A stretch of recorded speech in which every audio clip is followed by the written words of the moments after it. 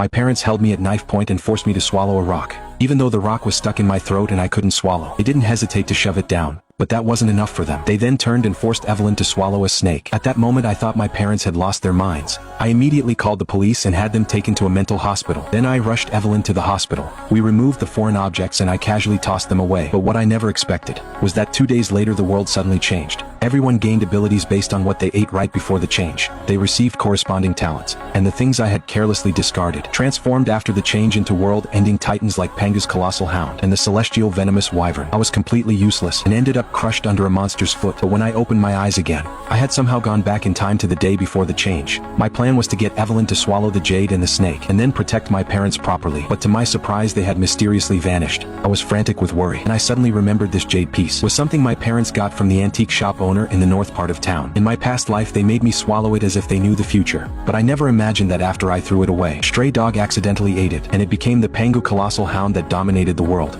And that green snake was actually Evelyn's pet. Thinking of this, I immediately went to the north side antique shop. I scraped together $50 and bought that rock from the shop. All the customers in the shop laughed at me, calling me a fool. Even the owner selling the jade next to me mocked me, saying I had the brains of a stray dog. I just smiled without saying a word. Little did they know this jade was formed from the essence of Pangu's bones and blood. Swallowing it would definitely awaken the bloodline talent of the father god Pangu. And the reason I still forced Evelyn to swallow her pet bamboo viper after I came back was because I finally understood then that Evelyn had actually had feelings for me all along. When the change came in my past life, she awakened a strong ice talent that could have kept her safe. She could have survived in the apocalypse on her own, but she still stuck with me faithfully, even giving up her life to protect me from a monster in the end. Now that I'm back, I, Joseph, will definitely protect this girl whose eyes are only for me, and help her awaken an even stronger talent. In my past life, Evelyn's pet bamboo viper was transformed by the mutation into a celestial venomous wyvern. If it hadn't lost a fight to that stray dog from the north side of town, it might have even evolved into a 5-clawed divine dragon. And the reason for swallowing it raw was knowledge humans figured out in my past life.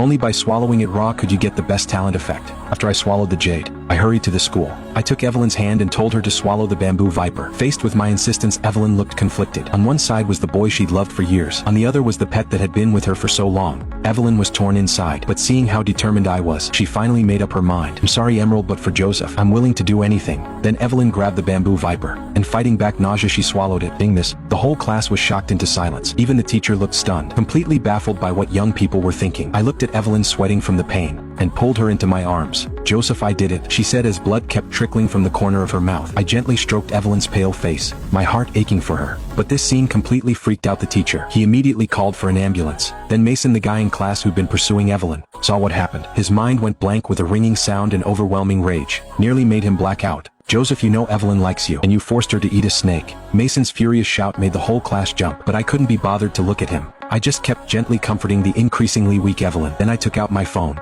looked at the time on the screen and started a soft countdown. Seeing this, Mason angrily shoved through the crowd and charged at me. As his tall figure closed in on me, many people instinctively closed their eyes, unwilling to see what happened next. But at that very moment, as the clock struck 9 a.m., a massive wave of electromagnetic energy exploded outside the window. The blinding light was almost impossible to look at, and Mason charging at me was flash blinded. It fell heavily to the floor. This electromagnetic storm swept across the entire planet in just a few seconds, causing most electronic devices to completely fail and become unusable. Everyone instinctively looked out the window, but saw nothing. Most people thought nothing of it, while a few started searching for information online, only to find their phones had almost no signal. By then, Mason had gotten up from the floor and charged at me angrily again. Just as his huge fist was about to hit me, something unexpected happened. The bright sky instantly turned from day to night. At the same time, a crimson light descended from the sky, and Evelyn in my arms suddenly let out a heart-wrenching scream. Evelyn, who had swallowed the bamboo viper, had completely transformed. A pair of dragon horns had grown from her head, crackling with silver lightning. A smoky green wyvern coiled and circled around her, and a blue-white armor clung tightly to her curves, outlining her figure.